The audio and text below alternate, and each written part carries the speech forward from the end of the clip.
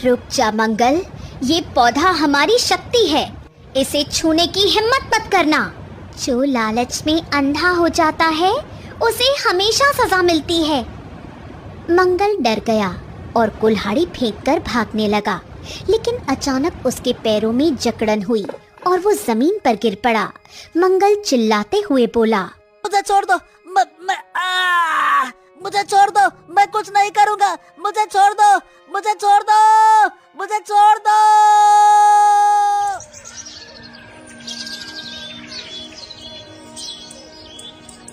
सुबह तक वो वहीं पड़ा रहा और चिल्लाता रहा, मैं कुछ नहीं करूँगा, मुझे छोड़ दो, मुझे छोड़ दो, मुझे छोड़ दो।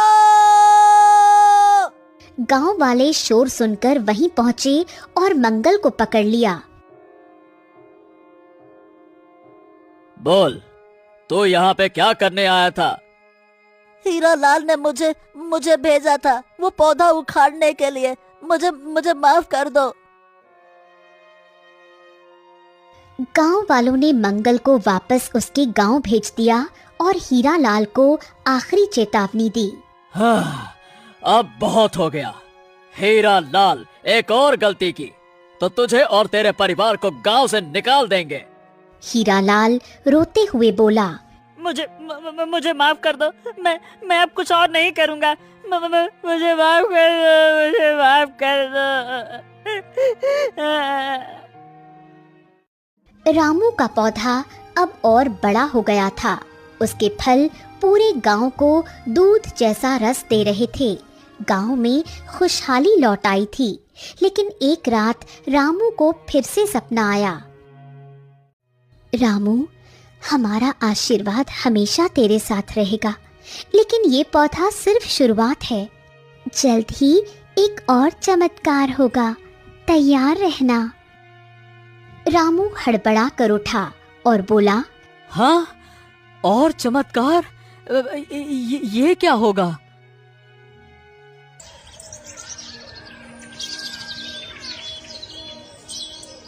अगली सुबह रामू गौशाला गया। उसने देखा कि पौधे के पास दो छोटे पौधे और उगाए थे, एक सफेद और एक काला। ये गंगा और जमुना की तरह है। श्याम हैरानी से बोला, रामू, लगता है कि उनकी शक्ति फिर से लौट रही है। हमारा परिवार फिर से पूरा हो गया। दो नए पौधों के उगने से रामू का दिल खुशी से भर गया। एक पौधा सफेद था जैसे गंगा और दूसरा काला जैसे जमुना। गांव वालों में भी उत्साह था। हर कोई इसे गंगा और जमुना की वापसी मान रहा था। देख सरिता, ये पौधे ठीक वैसे ही हैं जैसे गंगा और जमुना। शायद उनकी आत्माएं फिर से हमारे पास आई हैं। हाँ, तुम सही कह रहे हो। ये हमारे लिए उनका आशीर्वाद है। अब हमारा घर फिर से पूरा हो गया। रामू, ये कोई साधारण बात नहीं।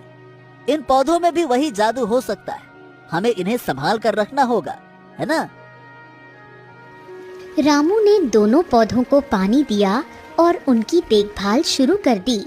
रामू पौधों को पानी देते हुए, तुम दोनों पौधे मेरे गंगा और जमुना की निशानी हो। मैं तुम्हें कुछ नहीं होने दूंगा। अब मैं उनको तो नहीं बचा पाया, पर तुम्हें मैं सारी बुरी नजरों से सुरक्षित रखूंगा। हाँ। उधर हीरा लाल के घर में सन्नाटा था।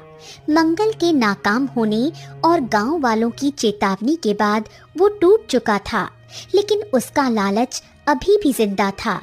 तभी हीरा लाल अपनी पत्नी से बोला, माया माया माया, ये ससुर मंगल भी हार गया, लेकिन मैं हार नहीं मानूंगा।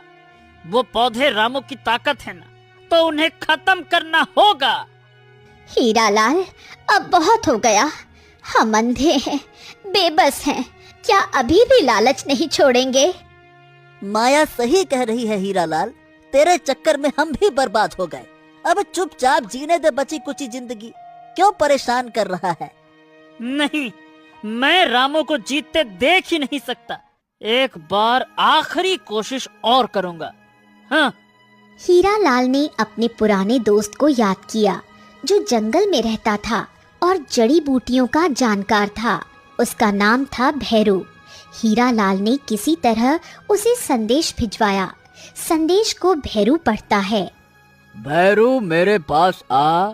एक पौधे को खत्म करने के लिए तेरी जड़ी बूटी चाहिए। बदले में जो मांगेगा वो दूंगा।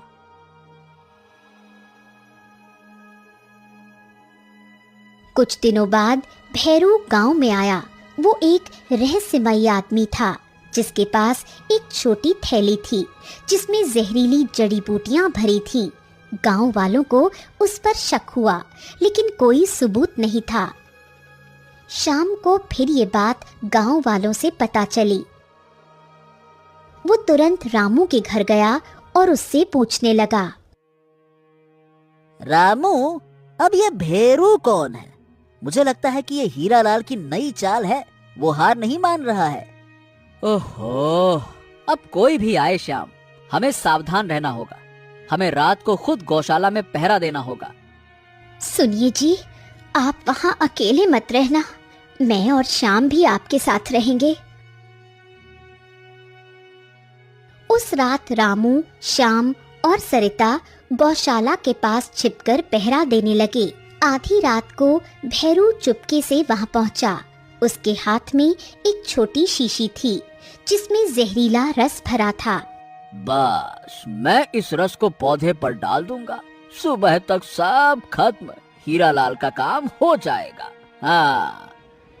जैसे ही भैरू ने शीशी खोली, हवा में फिर से सनसनाहट हुई। दो चमकदार आकृतियां प्रकट हुईं, गंगा और जमुना परियों की आकृति। रुक जा भैरू, ये पौधे हमारी शक्ति हैं। इन्हें नुकसान पहुंचाने की तुझे सजा मिलेगी।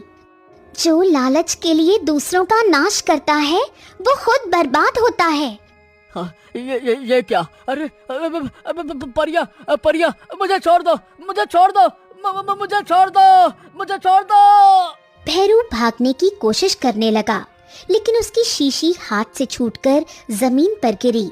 जहरीला रस उसके पैरों पर फैल गया और वो चिल्लाने लगा, हाँ, मेरे पैर, मेरे पैर, ये क्या चल रहा है? बचाओ, बचाओ मुझे, मुझे बचाओ, बचाओ। रामू, श्याम और सरिता बाहर निकले और उसे देखा। भैरू का पैर काला पड़ गया था। गांव वाले भी शोर सुनकर इकट्ठा हो गए।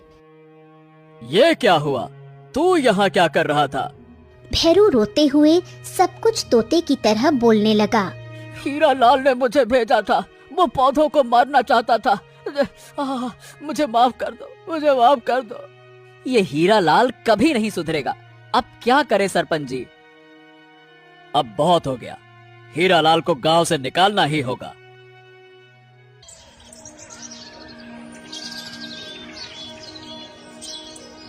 अगले दिन गांव वालों ने हीरालाल, माया और कालू को गांव से निकालने का फैसला किया। भैरू को भी उसके जंगल वापस भेज दिया गया। मुझे माफ कर दो, मैं कहीं नहीं जाऊंगा। मैं अंधा हूँ, कहाँ जाऊंगा मैं? इस गांव के सिवा मेरा कौन है? हमारा क्या होगा? ये सब तुम्हारी गलती है हीरालाल। मुझे अकेले छोड़ दो, मैं इनके साथ कहीं नहीं जाऊंगा। तुम्हारी सजा यही है। अब गांव से बाहर जाओ। हीरालाल, माया और कालू को गांव की सीमा तक छोड़ दिया गया। वो तीनों बेबस थे और उनका भविष्य अनिश्चित था। इधर रामू के 2 नए पौधे तेजी से बढ़ रहे थे।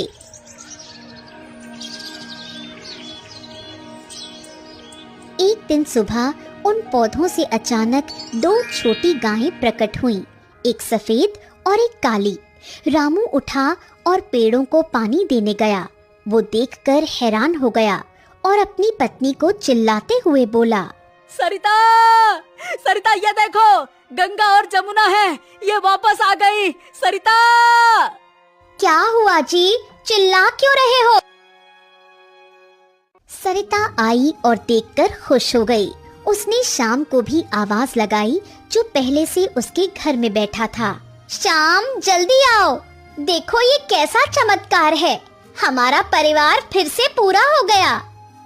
देखा रामू, अच्छाई की हमेशा जीत होती है। नई गंगा और जमुना अब रामू के साथ थी और गांव में खुशहाली छा गई। हाँ, तुम मेरे पास फिर से आ गई। अब मैं तुम्हें कभी नहीं खोऊंगा। हाँ, ये हमारी मेहनत और अच्छाई की जीत है। समय बीतता गया। गंगा और जमुना की देखभाल में रामू, सरिता और श्याम ने कोई कसर नहीं छोड़ी। ये गायें सचमुच जादुई थीं, क्योंकि उनका दूध न सिर्फ स्वादिष्ट था बल्कि बीमारियों को भी ठीक करता था। ये